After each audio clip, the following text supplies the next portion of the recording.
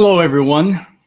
It's so good to see you here, and I'm really happy that you've decided to attend this webinar today on using variation as the foundation of our daily practice sessions. If you're like me, you're probably starting to get a little tired of spending your entire day online, so I really do appreciate you tuning in today, and I hope that I can offer you some practice tips that you can put to use right away in your piano studio. I've saved time at the end of my presentation for questions and answers, so if you do have questions, you might consider waiting until near the end to type them in the chat box. And this webinar will be archived on the MTNA members only webpage. So MTNA has presented. So I'm going to try to share my screen now. So that's going to take a second. Hopefully that will, application window. And of course it's not working. Okay, just a second. Sorry about this. And I forgot to put the thing back at the beginning. 1 second. Just give me a second. Sorry about this. I just need to get my PowerPoint presentation all the way back to the beginning, which I forgot to do. Chankiet told me to do that, but of course I forgot. So it's going to give me about 15 seconds and then I'll be ready. My apologies. Okay, now I can hit share screen and hopefully this will work. I really hope that you can see this and that everything's working. So several years ago, while reading various things to prepare to teach the history of piano pedagogy again, I came across something that really amazed me. The Venezuelan pianist Teresa Carreño said that she was able to play any piece in her repertoire in any key. If she really could do that, that's really impressive. This made me think of Johannes Brahms and his remarkable pianistic abilities in this regard, because he was able to transpose anything that he played into any other key. 1853 was actually a pivotal year in Brahms's life. He was 20 years old at the time and made his Viennese debut as part of a 4-month concert tour he undertook in the first half of that year. What's more, this was the year he first met the violinist Joseph Joachim, and many of you know that it was Joachim who introduced Brahms to Robert and Clara Schumann, the two people who are arguably the. In the spring of 1853, Brahms and Joachim performed Beethoven's C minor violin sonata quite a lot, and when they arrived at one venue for the concert that evening, Brahms discovered that the piano was tuned a half-step flat. Presumably, Joachim wasn't too interested in playing Beethoven's C minor sonata in the key of B minor, so Brahms transposed it on the spot, performing the sonata in the key of C sharp minor instead of C minor. If you're familiar with Beethoven's C minor violin sonata, you know how difficult the piece is for the pianist, and what a feat it was that Brahms was able to do that right on the spot. It's astounding, really, and I dare say that few of us today would attempt such a thing as he did. So how was Brahms able to do this? Well, first of all, he was a genius, of course, but there's more to it than that, because in his youth, Brahms practiced the piano furiously, and his skill in transposition is directly related to the way in which he practiced the piano. That's why the statement about Teresa Carreño reminded me of Brahms, and particularly his 51 exercises for the pianoforte. A cursory look at these exercises will show you that for Brahms, practice was so much more than mere repetition. For him, practice was variation, and this variation was the very foundation of his practicing. Brahms's 51 exercises for the pianoforte are really exceptional exercises for pianists. They're generally underappreciated, in my opinion, and for those of you who are unfamiliar with the collection, I really encourage you to check them out. Several of the exercises are simply variations of the previous exercise, or in some cases, even a variation of a variation. And in fact, Brahms goes so far as to advise the pianist to alter the written exercises as necessary to achieve the desired result. This shouldn't come as a surprise to us, of course, because Brahms does this in his music too. The Handel variations are an obvious example, because several of the variations in that work are themselves variations of the previous one. And by doing this, Brahms heightens the dramatic intensity of the work as a whole by incorporating the variations of variations. Some of you watching, and I've been living with this condition for about 27 years now. Unlike other injuries that musicians get, focal dystonia is a particularly intractable problem because it's a neurological condition as opposed to a repetitive stress type injury. And although the muscles are where the malady manifests itself, the problem really originates in the brain. The fingers might hyperextend or curl severely under the hand, as you see in this photograph.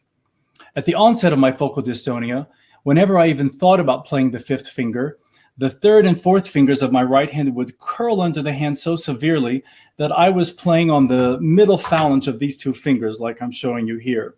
And this in turn caused my second and fifth fingers to want to stick out, so my hand rather looked like this. If you know anything about focal dystonia, you probably know that there is no cure.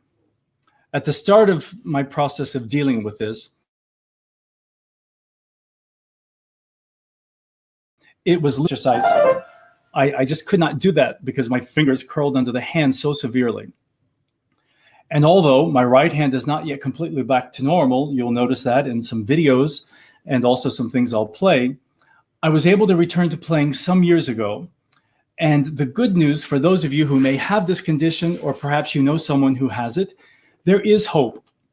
It can get better, and I am proof of that, because I continue to see improvements in my ability to play in a more physiologically correct way.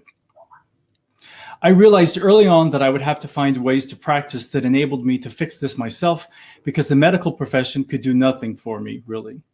In that sense, the focal dystonia has been a blessing in disguise, and it's why it's relevant to our discussion today.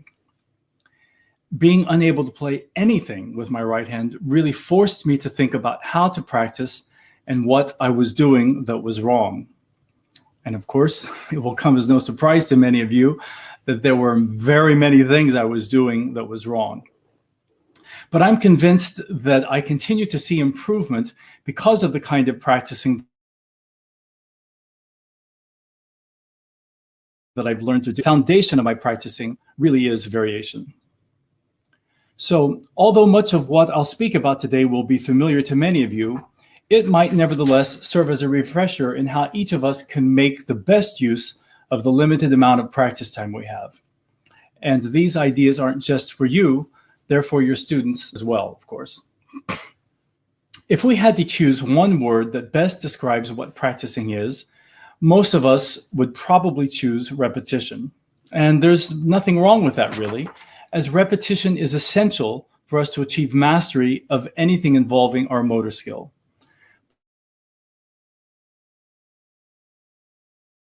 Playing piano, complex activities human beings do, demanding enormous amounts of real estate in our brain, if you will.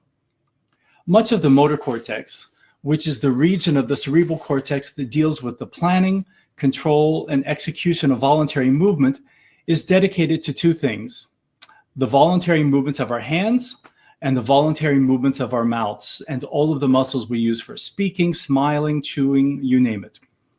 It really doesn't take much brain power to kick a ball or to run down the street, but all of the activities we do with our hands and with our mouths require enormous resources from the brain. So this means that practicing the piano is a demanding activity for us, and doing this efficiently requires great concentration on our part, along with vast amounts of repetition, because after all, we are dealing with motor skill.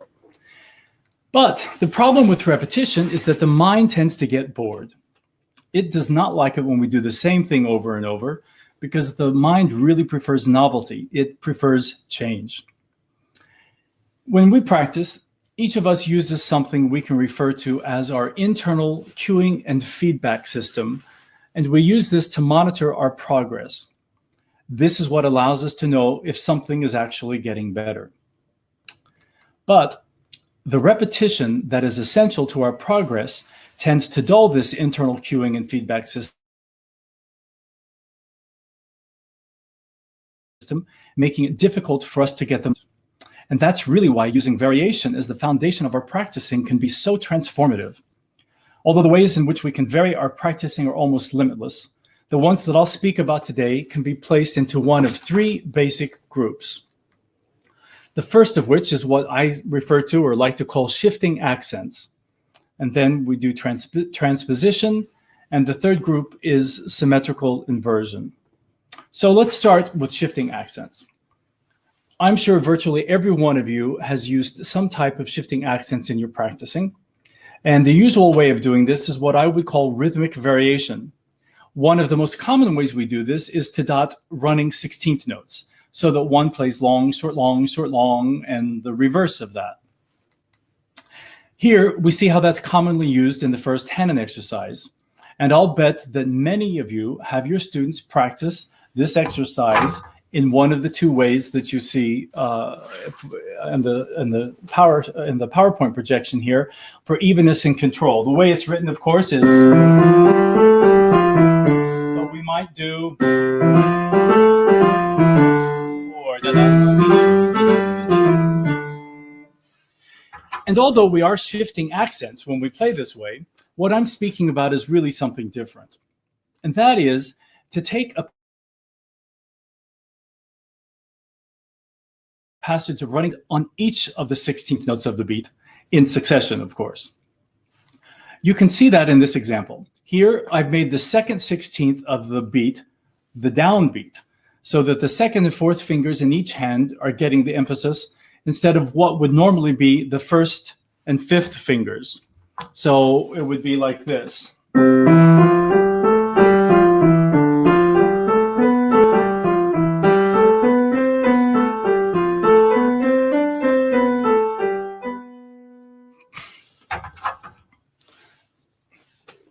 And here, we've shifted the 16th one further to the right.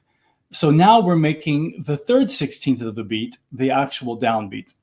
And you can see that it is the third finger in each hand that will get the emphasis when we play it or practice it this way.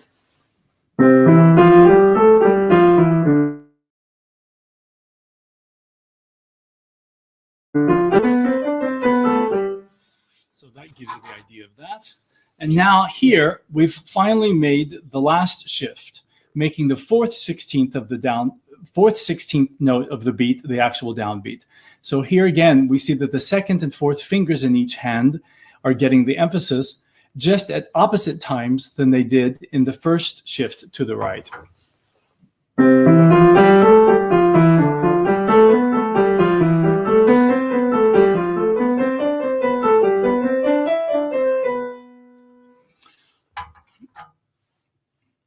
I know that many people have success with getting their students to practice in one of the two ways that we're looking at now that I demonstrated earlier.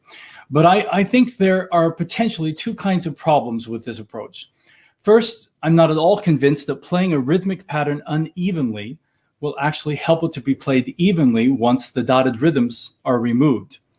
And the other problem is that this kind of practicing can often lead to unnecessary tension. All right, I'm going to play the second example, and so I think what can happen is that students might tend to key bed or apply excess force at the bottom of the key to accomplish the accents that are marked in the score. So once the student gets accustomed to shifting the accent, as I did in the previous examples, it's really not so difficult to do this, even when they don't see it written out in front of them, as we had here on the screen. It simply takes a little practice, just like anything else. So let's look at this scale. At first glance, you might think it's in some kind of E minor scale, but you can quickly discover that that's not correct. If you continue looking for a few seconds more and noticing the sharps, of course, you can quickly figure out that it's a D major scale. It just starts on E instead of D. And as soon as we see it starting on the correct note, even with accidentals only, instead of using a key signature, it's immediately obvious that it's a D major scale. This really illustrates just how visually oriented we are in our learning. So you see, what we've done here is to apply the concept of shifting accents to scale practice. And here, once again, a D major scale is starting on E. But I dare say that most of our students would have trouble playing this with the correct fingering, despite years of playing a D major scale, simply because they're so accustomed to starting on D when they play the scale. Initially, they probably would need to see the scale with fingering marked in like we see here, and this would make it much easier for them to play correctly, but it still wouldn't be as easy as the original way. However, I doubt that many of us have our students practice scales this way. And if we look at one further shift for this scale, here you can see it starting on F sharp. You might be surprised how difficult this is at first if you've never practiced scales in this way. And you might actually ask, what's the benefit of practicing like this? Well, there are several, I think. The first is, we clearly will know the scale more deeply if we're able to start on any note. We'll apply these fingerings more rapidly and consistently when we encounter scalar passages in the repertoire we're playing. And perhaps the biggest benefit, variation. I dare you to get bored if you set out to learn all of your scales, being able to play them starting on any note of that scale. I first encountered this method of practicing scales years ago in the tremendous little book by Joseph Levine, Basic Principles in Pianoforte Playing. There is so much useful information in this little book, and I just love it. I really encourage you to read it, to check it out. 5 minutes to read the entire thing, and it's filled with wonderful practical advice about practicing and playing the piano. I especially like his, I think it's chapter 2, that is called The Secret of a Beautiful Tone, and he talks about Rubinstein's great sound and playing on these thick pads of his fingers. Levine goes on to say that many problems students have in advanced repertoire are simply due to inadequate training and preparation in scales of every type and form. He says, you may have too little practice in scales, but rest assured you can never have too much. And of course, we can apply this concept to practice our scales. 4 octaves up and down the piano in parallel motion, contrary motion or contrary and parallel together, thirds, sixths, tenths, and even octave scales. Once again, the variations are almost endless. So now let's apply the idea of shifting accents to a piece of music. And in this case, we're going to use Haydn's C minor sonata, the third movement. Here you see it, the third movement of the sonata. And this is the original here.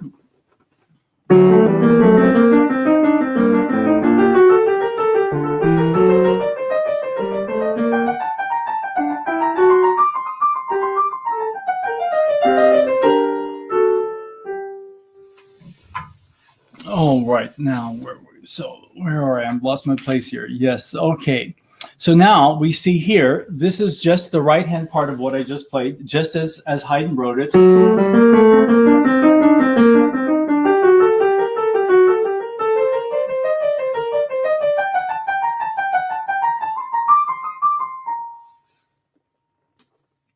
And now we see this with the first shift to the right, just like we did in the Hanon exercise we did a few moments ago. And you'll see that I've added accents to the first 16th of each beat to help with the shift. And I'm actually going to snap my fingers so you really can hear that.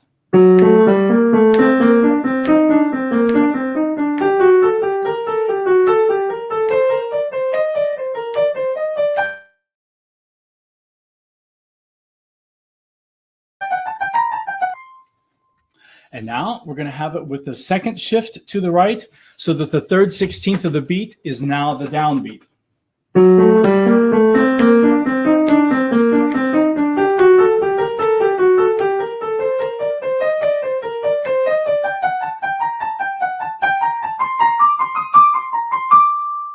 All right, it's actually a little difficult sometimes to snap the fingers and play.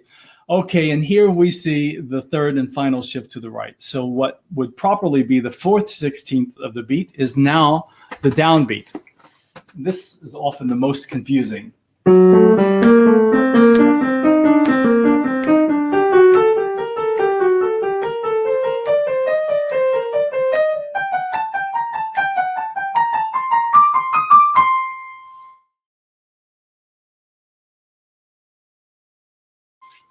Okay, practicing this way, you may find it necessary to add many more fingerings to your score than you normally would, just to keep things straight. because it's amazing how a seemingly small change, like starting on the second, third, or fourth note of the pattern, can wreak havoc on our fingering, even if that fingering is really well ingrained into our motor skill. But the good news is you don't really need to write it out like I've done for you here in these PowerPoint presentations. After a couple of times of doing this, it really becomes pretty easy. And as an example, these Haydn examples I just did, I just really looked at the original score. So let's look at one more piece of music to apply this concept of shifting accents. And this one's going to have a little twist at the end. So here we see the opening of Schubert's A minor sonata, the Deutsch 537, that sounds this one here. So we're going to work on measures 4 and 5. These two measures here, which I'll play slowly for you.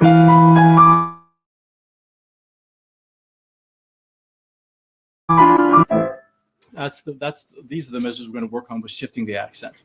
So here, what you see is we have, as this is as Schubert wrote it, just the right hand part, excuse me.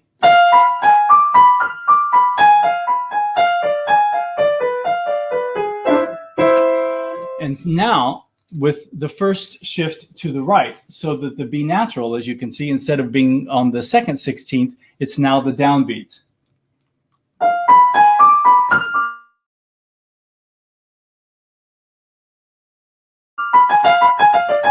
Oops, let me try that again. Okay. Now, and what you notice there is that I changed the rhythmic value of the G sharp at the end so that we can have a rhythmically and physically complete gesture. If I were to play it just as a 16th note and do this, we wouldn't be ending on the beat, and the gesture is really interrupted, so to speak. I think that kind of thing makes it much more difficult to embed it into our motor skill. And if you're paying attention to accents in the Haydn. So with these two measures of the sonata, obviously there can only be one shift. And the reason for that is because we're in 6/8, right, as we see here, and Schubert uses eighth notes for the left-hand accompaniment, which gives us 3 groups of 2 notes each in every half bar. And that means we can really only have one shift. So, but there's something else that we can do to vary this kind of practicing. And it's what I was referring to when I mentioned that this one would have a twist. In this kind of shift, makes us to use. Here, we're starting on the correct note of the pattern, as you can see, the F, but instead of doing 6 groups of 2 notes each, we're going to do 4 groups of 3 notes each. So in effect, we're really playing triplets. So here's how Schubert wrote it slowly.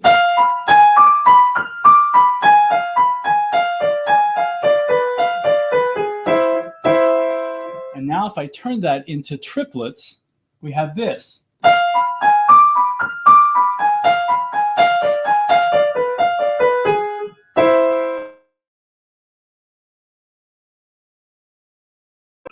But after we do that, we're really not done with our variations yet, because since we've changed this into triplets, this allows us to actually do 2 shifts to the right instead of 1. And that's obviously because there are 3 notes in the group.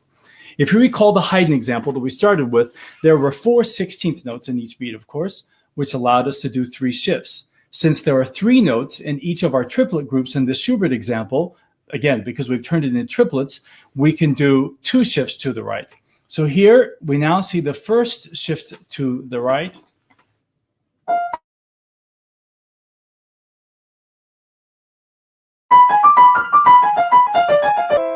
And changing the rhythm of the G sharp to make a rhythmically complete unit. And finally, with the second shift to the right.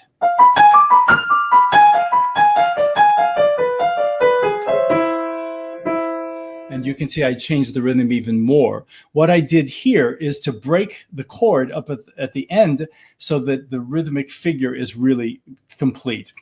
That's the best way to do that in my experience.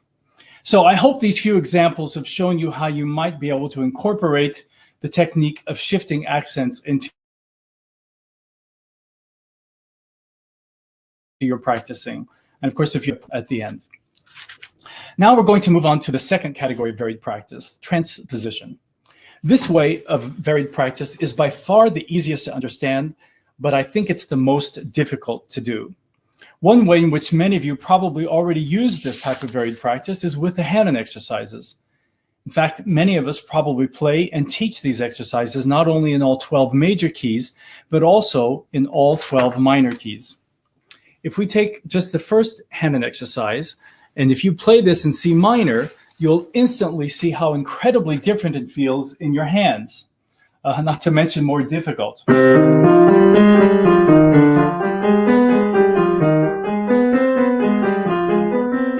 So that gives you the idea for that. Here, we have it written in D flat major, again, feeling completely different from how it did in C major or C.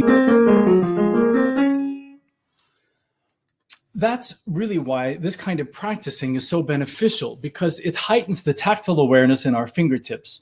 And because of that, it develops our technique much more thoroughly and effectively than simply playing it in C major all the time. When I mentioned that this method of varied practice is the most difficult, the reason for that is the fingering. In the hand example we just looked at, it's very easy to do the required fingering because it's simply one 5-finger pattern after another. But that won't always be the case. And to get the most benefit from this technique, you really need to do the fingering that you'll have to do when performing the piece. So let's take a look at our Schubert example that we looked at earlier. This is a relatively straightforward example, and if you try to transpose it, you'll see that. I've chosen the version in which we were just really to make it different from what the original sounded like. And here's what that is once again. So here we have that. Now we see this in 2 transpositions moving up by half step each. So the first one.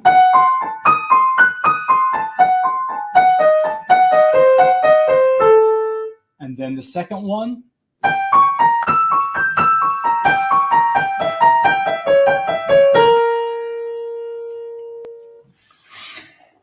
If you haven't figured out why it's so easy to use the correct fingering when transposing this example, it's because the broken chord figure saying fingering no matter the key.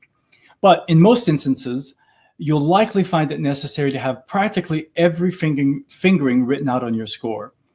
The reason for that is your hand will want to go to the fingering that fits the key that you happen to be playing in most comfortably. But I've found that to get the most benefit from this, both ways are helpful, but to get the most benefit, it's really preferable to use the fingering that you have to do when you're performing it. If you do this with a passage that's giving you difficulty, even just 2 or 3 keys, I can almost promise you that the passage will instantly feel a little easier when you return to the written key. And that's the variations that you're doing through transposition. You know, this idea of transposing a piece while maintaining the original fingering ties in really well with Liszt's belief of how we should practice our scales and arpeggios. Liszt believed that we should be able to play every scale and every arpeggio with the fingering of every other scale and arpeggio. This is evident in his massive 3-volume work, Technical Studies, in which he gives fingerings for scales and arpeggios that show how thoroughly flat major scale with C major fingering, as he suggests, and see how easy that is for you the first time.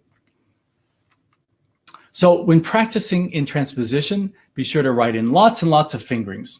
Otherwise, it's simply too easy to lapse into a fingering that fits the hand most comfortably.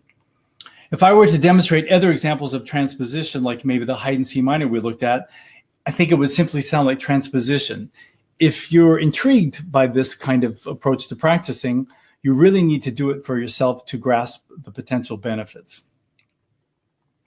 All right, so now we move on to the third and final grouping in our ways of practicing. And this is symmetrical inversion, or what we could also call mirror image playing. Without a doubt, this will be the most difficult to grasp, and I really get lots of questions about it. I'll do my best to help you understand what this is, and more importantly, how to do it and apply it in your practicing and teaching. But we will have the questions and answers at the end, just in case. Let's start by defining what symmetrical inversion practice really is. It simply means to play the exact same sequence of white and black notes in each hand in mirror image. If you're playing in mirror image, by definition, you're playing with both hands, and you're also playing in contrary motion. Not only can one not do this hands alone, the real and lasting benefits of practicing this way come from the fact that each hand is doing the exact same thing and at the exact same time. We'll learn more about why this is so a little later in the presentation. When practicing in symmetrical inversion, one uses identical fingerings and identical intervals in each hand, which in turn means that we're doing it in mirror image. I think it will be easier for you to grasp this when we look at some videos of symmetrical inversion playing momentarily. We can reap enormous benefits from practicing this way, and in all honesty, I've found this technique to be a miracle worker of sorts. Without a doubt, this technique has been the most helpful to me in recovering from focal dystonia. I practice in symmetrical inversion every day, doing many of the Czerny Opus 299 exercises in symmetrical inversion.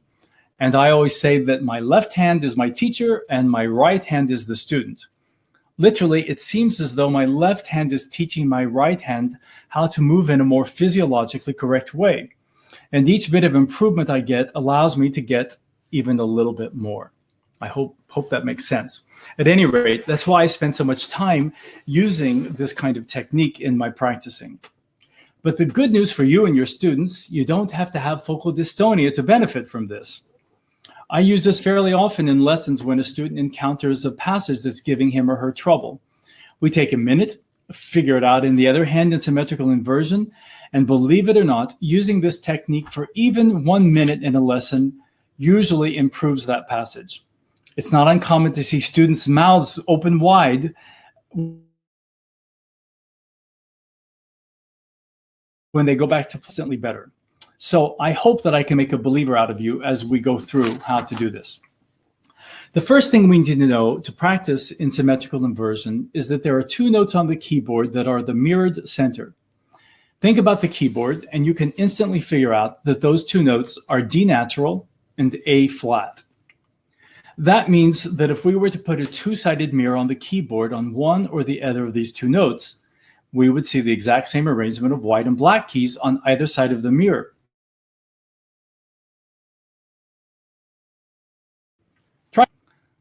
Pianists are so lucky that the keyboard is arranged this way because we are also the mirror image of ourselves in a sense. If we mentally divide ourselves in half, we can understand that our right side is a mirror image of our left side and vice versa, of course. And we only need to put our hands on the keyboard to see that they are in mirror image when we're playing the piano. So from a practical point of view, it's very convenient for us that the keyboard is arranged in the fashion that it is. The main drawback of this technique, as I'm sure many of you have already guessed, it doesn't sound very good. And depending upon what you're playing, it can really be quite dissonant. But believe it or not, you can get used to these sounds, especially as you begin to notice the progress you're making in terms of your physical approach to playing the piano.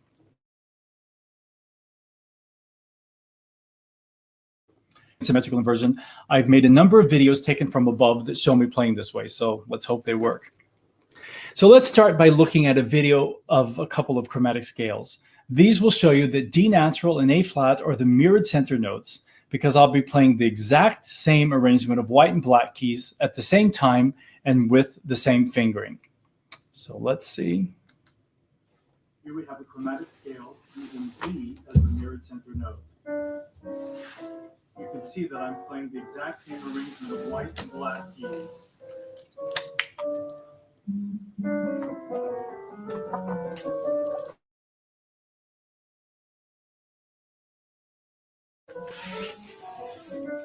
I'm now using the other mirrored center note of A flat. Once again, playing the exact same arrangement of white and black keys.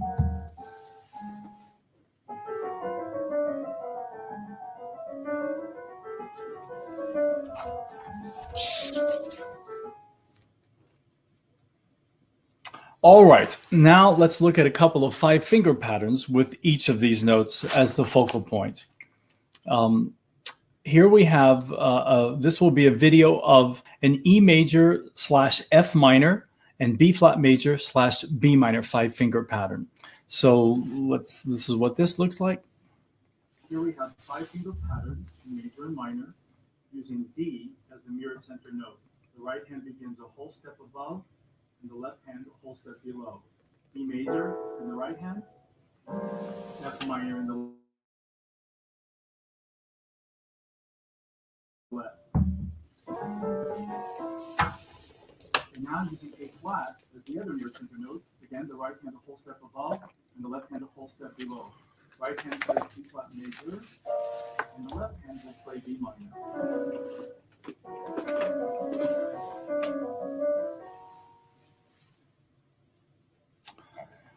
Okay, I hope that has helped you to understand how this really can work. I'm sure that many of you practice scales and contrary motion and have your students do this as well. And if you use hand exercises in your teaching, you might even introduce the first exercise in contrary motion. Kinesthetically, it simply feels good to play the piano in contrary motion, particularly when playing a scale in which you would be using the same fingers in each hand at the same time, like we have in D major. Here, next, we're going to see a video of the D major scale being played in contrary motion. D major scale in contrary motion.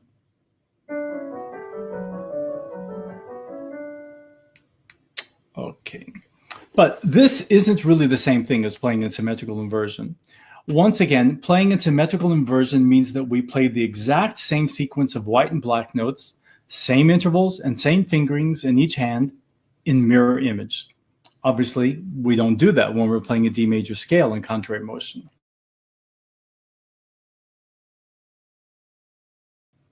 From a kinesthetic point of view, how much better it feels to play the scale in symmetrical inversion. Why is that? Well, the answer is really quite simple. Not only are we playing the same intervallic structure in each hand when we play in symmetrical inversion, and obviously with the same fingering, the physical gestures that we make are exactly the same in each hand and each arm. The medical profession refers to this technique as intermanual skill transfer. I think that's really terrific terminology for what this technique actually does when we use it. We transfer skill from one hand to the other. And that's precisely what I've done with my use of symmetrically inverted practice. I've transferred skill from my left hand to the right hand. That's why I say that the left hand is my teacher and my right hand is the student. And you know, this is why, in my opinion, starting students at too young an age playing in parallel motion, particularly when doing scales or broken chords, might not be the best thing to do. I think we should consider spending more time learning these things, playing the scales and arpeggios hands alone, so that the gestures needed to play these things properly can get more firmly ingrained into the student's motor skill. Now we're going to look at a video of the D major scale being played in contrary motion again, and then it will be followed by the D major symmetrically inverted. So the second part of this is truly symmetrical inversion playing. The right hand will be a D major scale. The left hand will be a G natural minor, but starting on D, of course. Here's what it is.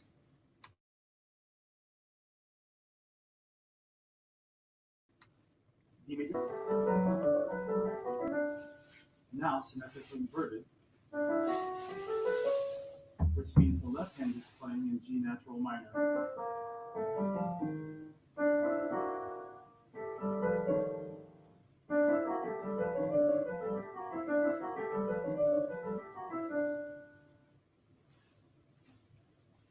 All right, so now we're going to look at the first hand exercise. If we want to play this with the left hand symmetrically inverting the right hand part, we'll start the right hand on C, just as Hannon wrote it, and the left hand will start on the E below that. Why? Well, since the right hand begins a whole step below D, again, one of our mirrored center notes, the left hand will have to begin a whole step above D. And here we see the first few bars written out in symmetrical inversion. And now we have the video of it being played. So the right hand starting a whole step below the mirrored center note of D, and the left hand will start a whole step above.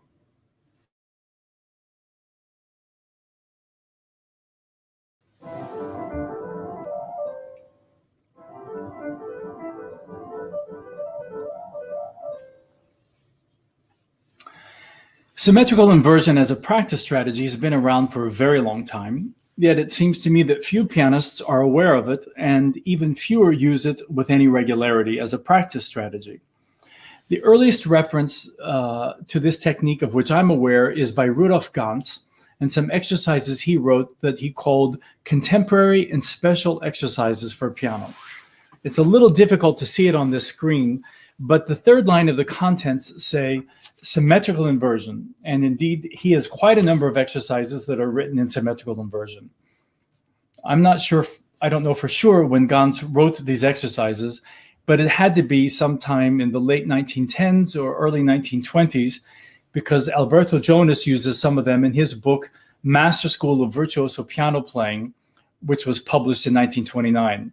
If you're not familiar with this book, check it out. It's also another terrific exercise book. In the preface to his book of contemporary and special exercises, Ganz says several important things. I have devoted considerable space to symmetrical inversion, he says, an exact mirroring by one hand of the fingering and black and white key patterns of the other hand. In my long career of teaching, I have found this to be the most effective means for truly equal development. It is my belief that symmetrically inverting any difficult technical problem will help the other hand develop equally. Experience with symmetrical practice over the years has been of considerable benefit to me and my students. How often have I listened to the whispered conversation between my two hands? Difficult? Indeed. But symmetrically, it is easy. And finally, he says, even children should be aware of this technique, and with symmetrical practice, the often heard complaint about the neglected left hand can be withdrawn by and by. The phenomenal pianist Leopold Godowsky used this technique time. Another phenomenal pianist, Marc-André Hamelin, has said that if you can't play all of your repertoire symmetrically inverted, well, then you don't really know the piece.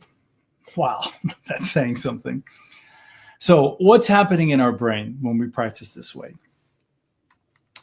Each hemisphere of the brain controls the activity in the opposite hemisphere, and there are deep connections that run between the identical areas in both hemispheres of the brain. This means that activity in the central nervous system in one hemisphere is reproduced in the analogous area of the other hemisphere. Sensations we have in one hand will help us to experience those same sensations in the other hand. That's why I've had such success in fixing my focal dystonia with symmetrically inverted practice.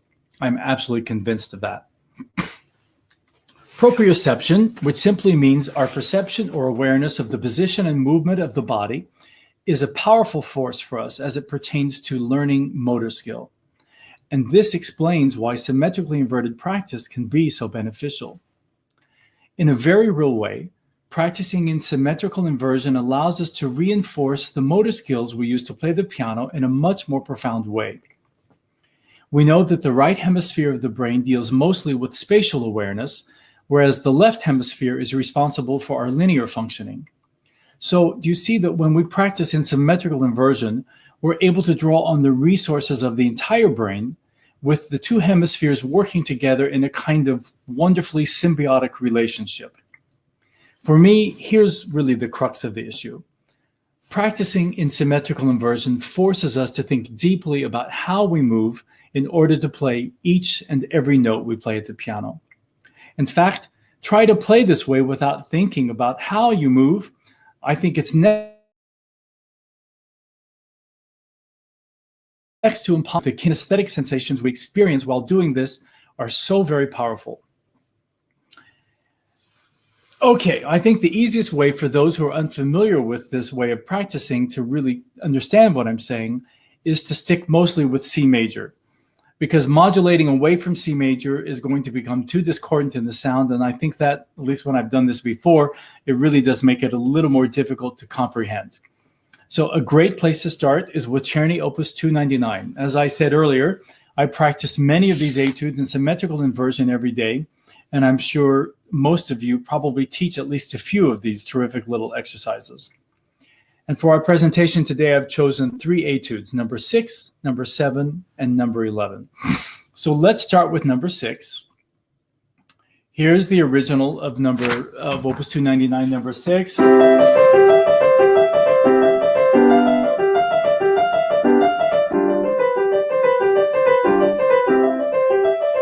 So you know what that sounds like.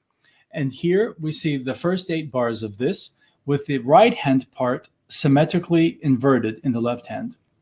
At the end of the video we're about to see, I play the last measure very quickly. You'll see my dystonia rear its head.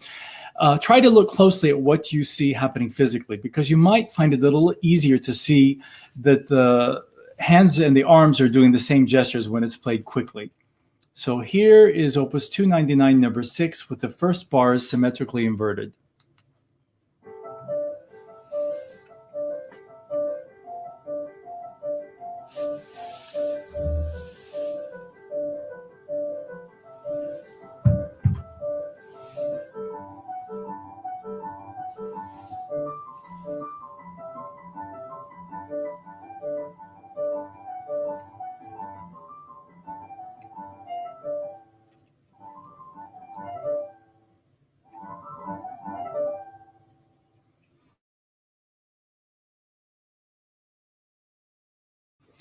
All right, now we're going to move to, here's the original of this. And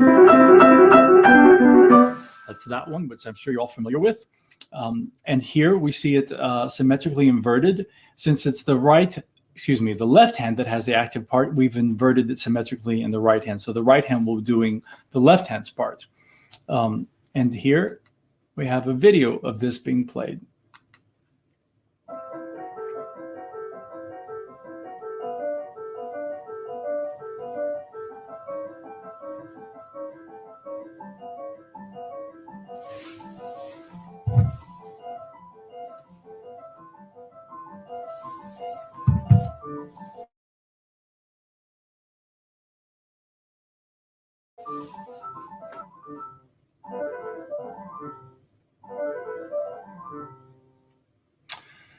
Okay, now we'll move on to exercise number 11.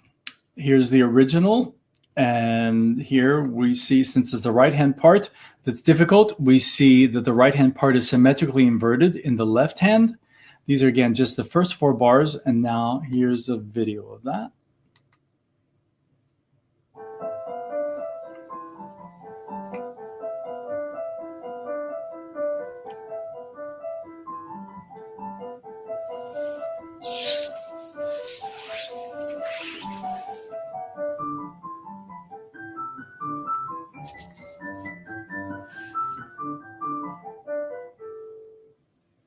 Okay, so now we're going to have just a few bars from the second half of number 11.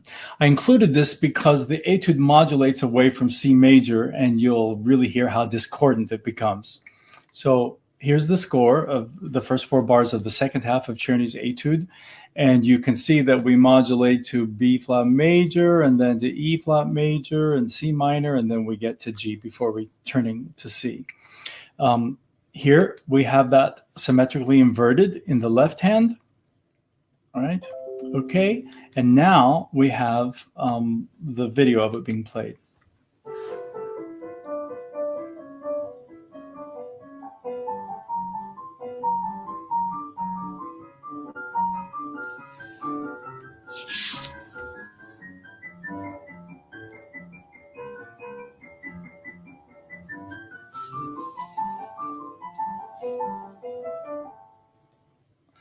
Well, now you know why people don't like to practice this way, because when you modulate away from C major, yes, the sound really does become discordant. But as I said, you really can get accustomed to this without too much effort.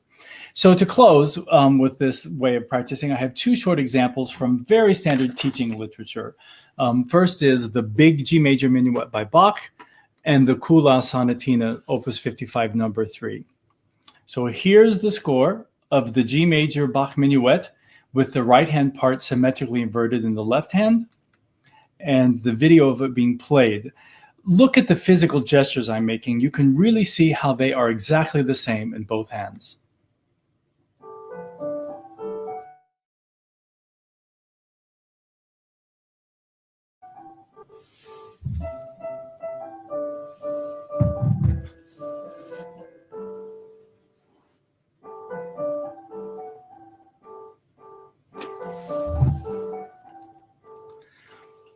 All right, and now we move on to the Kula Opus 55, number 3. This is from measures 45 through 49, and you'll see that in this case we've symmetrically inverted the right hand part in the left hand. And here's the video of that being played.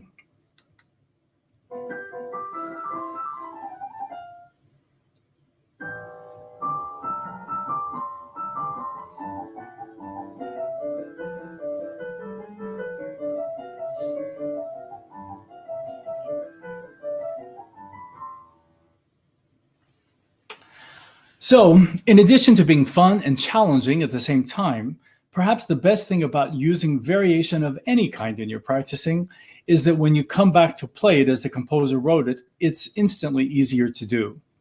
And that's because using the technique of variation in your practicing is really challenging for the mind. It forces us to concentrate more deeply and in a different way than we would otherwise. So give some of these things a try. And I really hope that you and your students have some success with them. And I need to stop sharing my screen. So let's see if this can work. Okay. All right. And now I need to get into the chat box and scroll down. Oh my gosh, so many questions. Oh my heavens. Let's see. All right, let me read some of these. And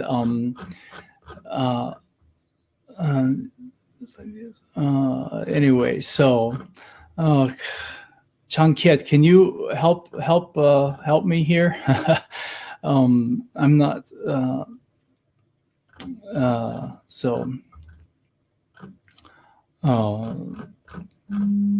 Yeah. I don't think there really are so many questions, actually. There's just a lot of comments, it seems like. Yeah. So, yeah, he's texting me that they're away. Yeah. Any rate, okay. So I see something there. Oh my gosh, they're coming in. So at what age do you start? Well, I think the symmetrically inverted practicing you can do with students who are actually quite young, as long as you do it in C major so that it doesn't sound too discordant for them. That's, again, one of the big drawbacks of practicing that way. Let's see if there are any other ones. Let's see. Okay, so someone asks, Sue Parker asks if I write it out for my students. No, I don't. When we do the symmetrical inversion in the lessons, we simply take a little time to figure it out. And I don't do that with really young kids, but certainly I do with the middle school and the high school students. And it does take a little more time to figure out what that is. So somebody asks, how do you figure out the two starting pitches for the symmetrical inversion when starting from a piece? Well, that's the reason we went over the two mirrored center notes of the keyboard, D natural and A flat. So if you have, let's see, okay, I'm just thinking right now of the, well, that's maybe not the best because I've already done this, but that begins on E in the right hand, which is a whole step above the middle mirrored center note of D, which means that the left hand will begin a whole step below. So you have this kind of thing. Or if I take that invention, number 8 in F major, I'm starting on F, obviously, in the right hand, which is a minor third above the mirrored center note of D, or also a minor third below the A flat hand.